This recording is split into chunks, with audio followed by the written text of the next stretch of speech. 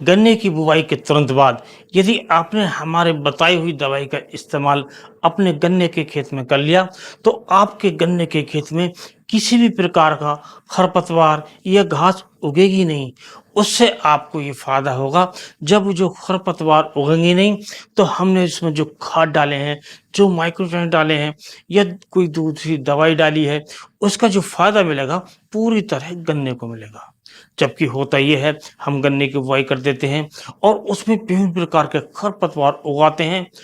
और वो खरपतवार गन्ने से पहले उगाते हैं और वो जो नीचे हमने विभिन्न प्रकार के खाद जो डाले हैं, उन्हें लेना शुरू कर देते हैं और जो हमने पलेवा द्वारा जो नमी पैदा की हुई है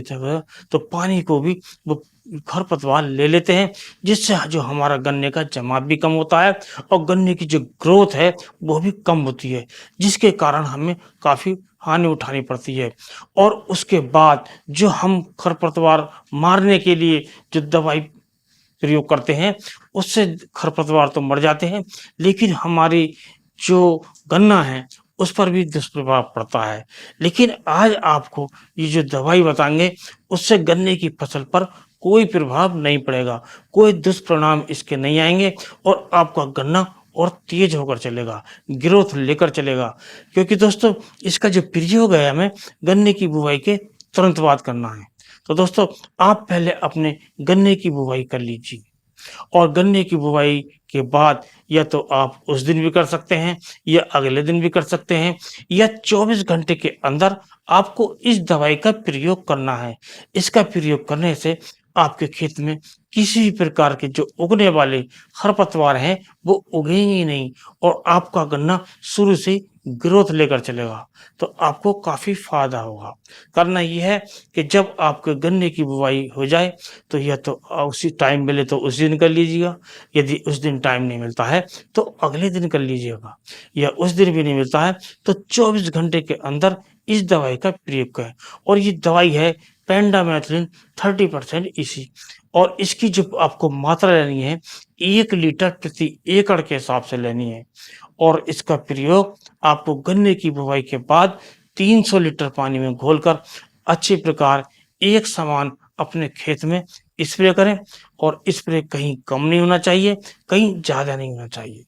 और इसका प्रयोग करने से आपके खेत में किसी भी प्रकार के जो खरपतवार हैं, जो बीज से जमते हैं, वो नहीं उगेंगे और आपकी जो फसल होगी वो शानदार होगी। अब दोस्तों, बात कर लेते हैं सावधानी की। तो सबसे बड़ी तो सावधानी यही है कि जो दवाई हम प्रयोग करते हैं, उसकी जो मात्रा बताई होती है, उसी के अनुसार प्रयोग करनी चाहिए। या तो 1 लीटर से कम प्रयोग करनी चाहिए, नहीं 1 लीटर से ज़्यादा प्रयोग करनी चाहिए। यदि हम 1 लीटर से कम प्रयोग करते हैं, तो हमारे खरपतवार कम मरेंगे, यानी कि कम उगेंगे और यदि हम 1 लीटर से ज़्यादा प्रयोग करते हैं, तो हमारा जो प्रभाव है गन्ने की फसल पर भी थोड़ा बहुत पड़ सकता है। तो इसलिए आप 1 लीटर दवाई का प्रयोग कीजिए और 300 लीटर पानी, जो पानी की मात्रा है, वो 300 लीटर लेनी है, ये भी सही लेनी है, कम नहीं लेनी है। क्योंकि दोस्तों,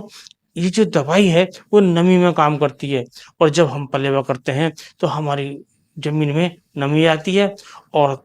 उससे जो हम स्प्रे करते हैं, उससे भी नमी आती है और ये जो दवाई अपनी ज़मीन पर एक लेयर तैयार कर लेती है, जिससे जो विभिन्न प्रकार के खरपतवार हैं, वो उगते ही नहीं हैं और उससे काफ़ी फ़ायदा आपको मिलता है। और दूसरी सावधानी ये है कि जब आप जिस मशीन से प्रयोग कर रहे हैं, तो प्रयोग करने के बाद उस मशीन को दूसरी जगह, जैसे हमारी जो नर्सरी हाउस होते हैं, उन पर प्रयोग नहीं करना चाहिए और उससे पहले अच्छी प्रकार धोकर रख देना चाहिए, जिससे कहीं स्प्रे होता है तो उसके दुष्परिणाम किसी दूसरी जगह पर ना पड़ें। और दोस्तों, इसके बाद जो आपको तीसरा जो कार्य र करना है, जो सावधानी बरतनी है, ये बरतनी है कि आपको अपने खेत में अच्छी प्रकार जो दवा आपने स्प्रे किया है, वो बाहर नहीं जाए और उसका जो प्रयोग है, वो जो अपने जो मास्क होते हैं, मास्क का प्रयोग करना चाहिए, दस्तानों का प्रयोग करना चाहिए और हमारे शरीर पर, हमारी आँखों में भी दवाई नहीं जानी चाहिए। इसका विशेष प्रभाव